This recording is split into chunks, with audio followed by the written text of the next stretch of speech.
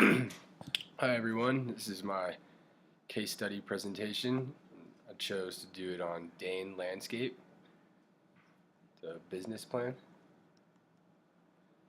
So the SWOT analysis, to start us out, um, strengths would be industry experience by our president and owner of the company is clear in the way that the organization and the layout is defined, as well as the resource management and allocation. And what I mean by that is the premise that they decided to buy their own headquarters. I thought that was a great decision in the business plan. Not only is real estate, as we know, one of the most sound investments, but it also shows stability and productivity from the company. One of the first major weaknesses I noticed going through the business plan as well was a very outdated marketing structure, in that it was relying heavily on telemarketing and using snail mail and newsletters.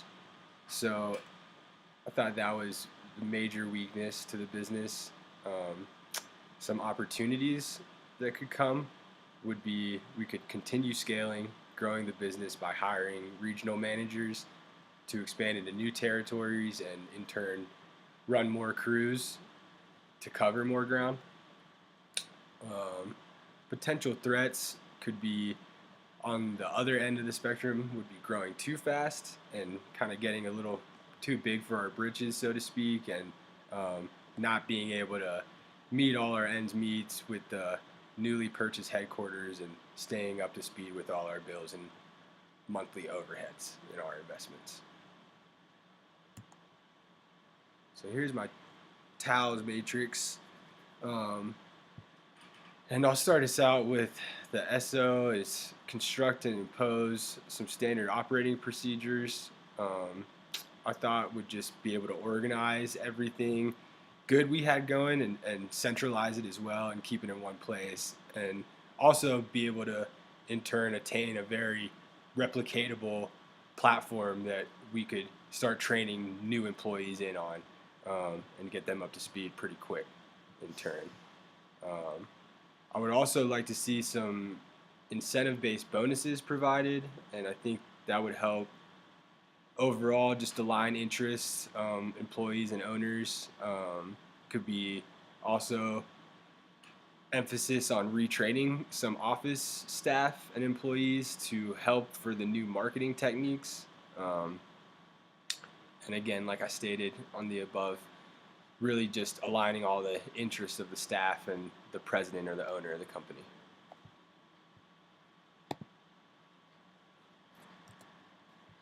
And so I also want to see, with the surplus of space that was going to be set aside with our newly purchased headquarters, I would like to see a greenhouse facility be put up on that same site. In turn, we could stop contracting out um, all our landscaping needs and plant needs from offsite parties, and in turn reducing our overhead as well as offering really just a better way to promote ourselves and our business. And really also just continue the core focus of delivering a sound lawn care service, landscape design, and snow removal, which are the basic fundamentals of our business, and also kind of what has brought us to this point of the business today, which is pretty successful coming in. So the current market position for Dayne Landscaping is a professional, quality, affordable, full-service landscape design, maintenance, and snow removal company with core values of sustainability and eco-friendly protocols.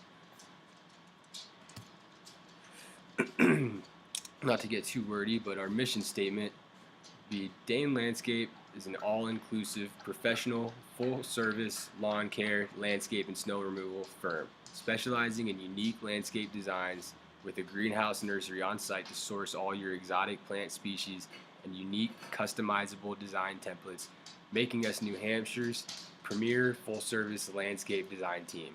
while also committed to serving all of your greater New Hampshire and surrounding areas lawn maintenance needs, including residential, small business, or office parks, large corporate or apartment complex, offering lawn mowing, edging, hedge, shrub, and tree pruning, full landscape designs, snow and leaf removal, and everything in between.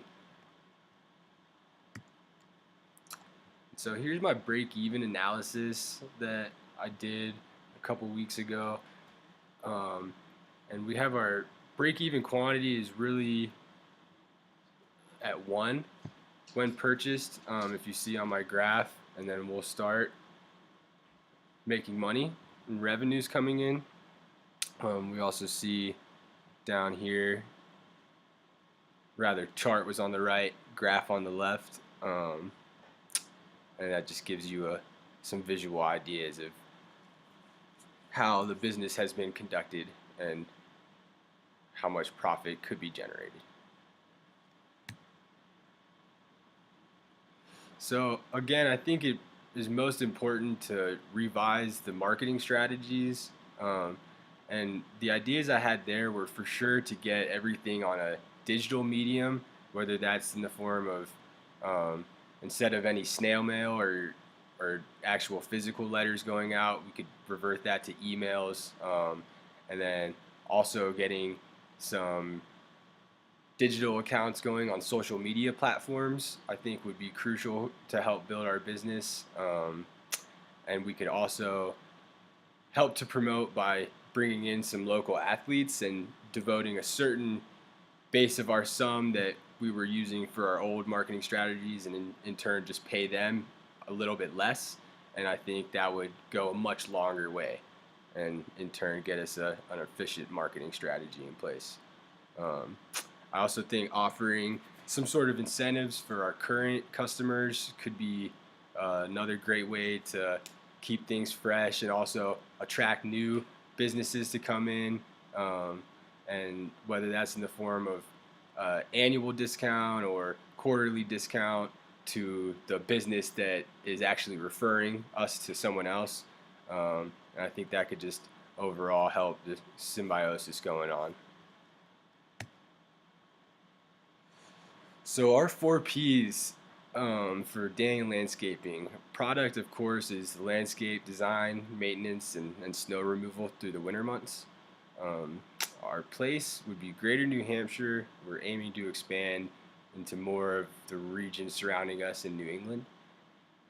Price varies by customer type, whether that would be residential or a bigger business or corporate or apartment complex, but on average, we'd say our customers spend about $50 to $75 per visit when we come out to actually do any lawn care. And then a promotion could be a couple ideas there, but some price matching we could maybe take for any old or rather new customers coming in to match their old rates of lawn care service. And then also we could do some bundle deals, which would be between the summer and winter months. So if you signed up for some of our lawn care program, you could pay just a little bit more and get some snow removal through the winter as well. So a couple small issues with the labor. There's just a really heavy reliance on our hourly, which are minimum wage workers. And of course, that's kind of necessary to say the least in the industry of lawn care and landscape. But at any rate, we really don't want to have a huge fraction of our business placed in the hands of hourly workers that are only being paid near minimum wage and may not have the greatest of interest for the business. So that could be a problem. And then also training office staff to cover new marketing techniques and help us revert on a new direction for our marketing.